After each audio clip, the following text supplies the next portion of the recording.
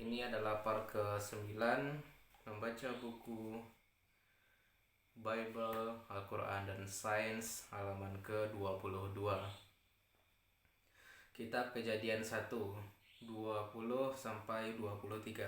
Maka firman Allah, hendaklah dalam segala air itu menggerak beberapa kejadian yang bernyawa dan yang sulur menyulur, dan hendaklah ada unggas terbang di atas bumi dalam bentangan langit. Maka dijadikan Allah akan ikan raya yang besar-besar dan segala binatang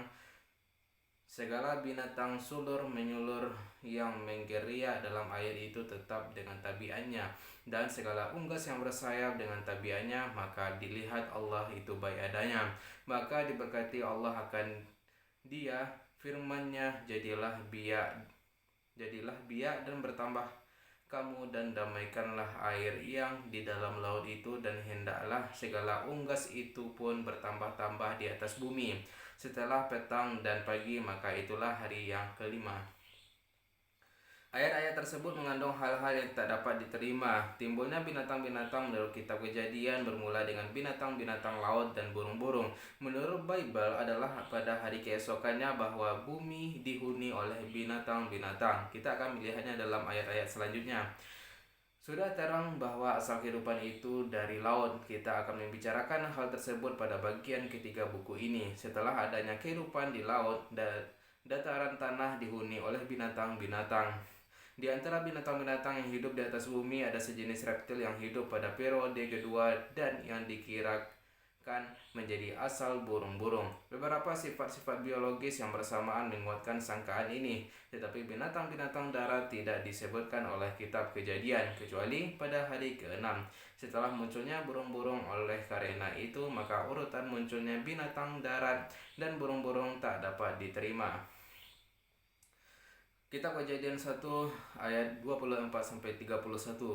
Maka firman Allah, hendaklah bumi itu mengeluarkan kejadian yang hidup dengan tabiatnya, yaitu dari yang jinak dan yang menjalar dan yang liar, tiap-tiap dengan tabiatnya. Maka jadilah demikian. Maka dijadikan Allah akan segala binatang yang liar di atas bumi itu dengan tabiatnya, dan segala binatang yang menjalar di atas bumi pun dengan tabiatnya. Maka dilihat Allah itu baik adanya. Maka firman Allah, baiklah kita menjadikan manusia atas peta dan atas teladan kita, supaya diperintahkannya segala ikan yang di dalam laut, dan segala unggas yang di udara, dan segala binatang yang jinak, dan seisi bumi, dan segala binatang pelata yang menjalar di tanah. Maka jadikanlah Allah akan manusia itu atas petanya, yaitu atas peta Allah dijadikannya ia. Maka dijadikannya mereka itu laki-laki dan perempuan. Maka diberkati Allah akan keduanya serta firman-Nya kepadanya, berbiaklah dan bertambah-tambahlah kamu, dan penuhilah olehmu akan bumi itu, dan taklukkanlah dia, dan perintahkanlah segala ikan yang di dalam laut, dan segala unggas yang di udara, dan segala binatang yang menjalar di atas bumi. Lagi firman Allah bahwa sesungguhnya aku telah memberikan kamu segala tumbuh-tumbuhan yang berbiji-biji di atas seluruh muka bumi, dan segala pohon yang berbuah dengan berbiji itu akan makananmu.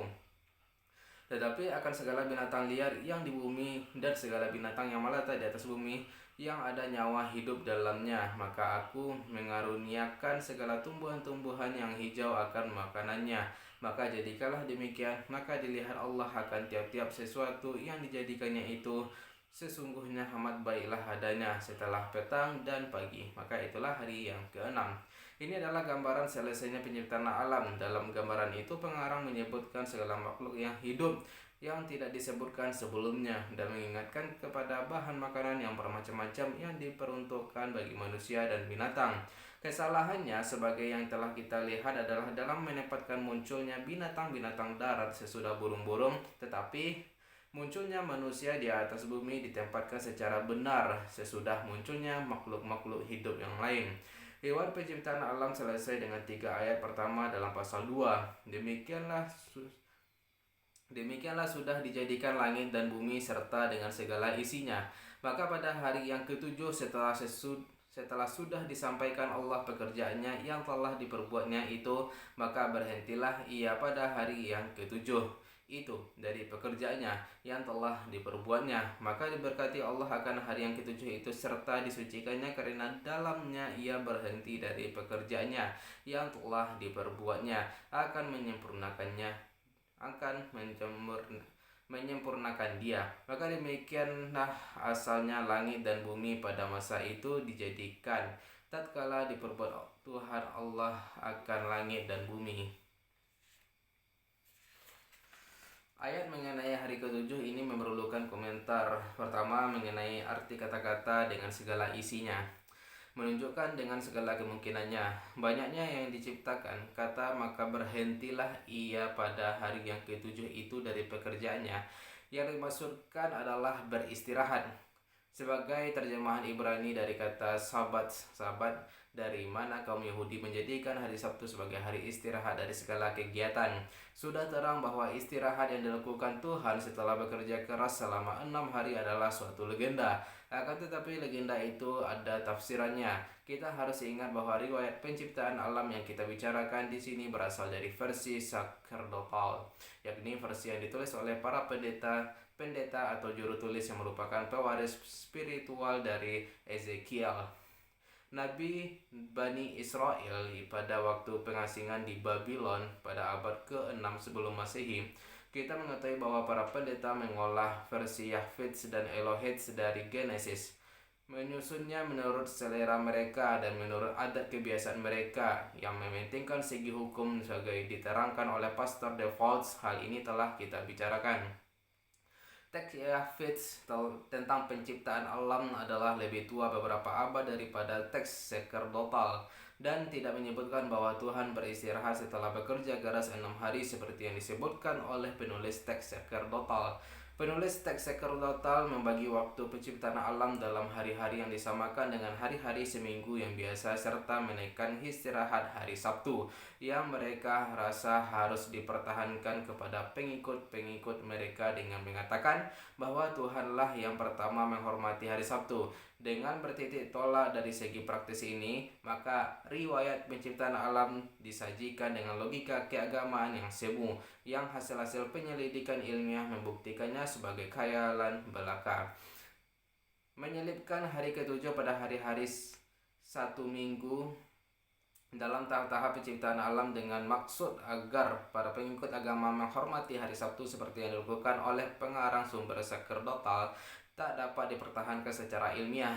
Pada waktu sekarang semua orang tahu bahwa terciptanya alam, termasuk di dalamnya bumi tempat hidup kita, telah terjadi dalam tahap waktu yang sangat panjang yang penyelidikan ilmiah belum dapat memastikan walaupun serta kira-kira. Hal ini akan kita bicarakan dalam bagian ketiga buku ini, yakni pada waktu kita membicarakan tentang penciptaan alam menurut Al-Quran. Seandainya riwayat penciptaan alam selesai pada malam hari ke-6 dan tidak menyebutkan hari ke-7 atau sabat waktu Tuhan beristirahat, atau seandainya kita tafsirkan 6 hari di perjanjian lama itu sebagai 6 periode seperti yang tersebut dalam Al-Quran, riwayat sacerdotal tetap tak dapat diterima karena urutan periode-periode tersebut sangat kontradiksi dengan dasar-dasar ilmiah yang elementer. Dengan begitu, maka riwayat sacerdotal merupakan konstruksi imajinatif yang lihai, yang mempunyai suatu tujuan, dan tujuan itu bukan untuk memberitahukan suatu kebenaran. Riwayat kedua tentang penciptaan alam yang termuat dalam kitab Kejadian Genesis sesudah riwayat pertama dengan tanpa peralihan transisi dan tanpa komentar tidak menjadi sasaran kritik yang dilancarkan terhadap riwayat pertama. Kita harus ingat bahwa riwayat ini berasal dari periode yang jauh lebih kuno, kira-kira 3 abad. Riwayat ini pendek sekali dan akan tetapi membicarakan juga penciptaan manusia dan surga di samping membicarakan penciptaan bumi dan langit secara sangat singkat. Beginilah bunyinya. Kitab Kejadian kedua 4b sampai 7. 4b. Maka demikianlah asalnya langit dan bumi pada masa itu dijadikan tatkala diperbuat Tuhan Allah akan langit dan bumi. Pada masa itulah belum ada tumbuh-tumbuhan di atas bumi dan tiada pokok bertugas di padang. Karena belum lagi diturunkan Tuhan Allah hujan kepada bumi dan belum ada orang yang yang membelakan tanah itu, melainkan naiklah uap dari bumi serta membasahkan segala tanah itu. Maka dirupakan Tuhan Allah akan manusia itu dari debu tanah dan dihembuskannya nafas hidup ke lubang hidungnya. Demikianlah manusia itu menjadi suatu nyawa yang hidup adanya. Itulah riwayat Hafiz yang terdapat dalam Bible yang kita miliki sekarang. Apakah riwayat ini yang kemudian ditambah dengan riwayat secara total, dan apakah riwayat ini memang singkat dari mulanya? Tidak ada orang yang dapat mengatakan bahwa teks Hafiz pernah dipotong, dan tak ada pula orang yang dapat mengatakan bahwa beberapa baris yang kita miliki itu merupakan segala sesuatu yang termuat dalam teks yang lebih kuno daripada Bible mengenai penciptaan alam. Selesai dulu guys, bisa kita akan sambung ke halaman 25. Sekian, bye bye.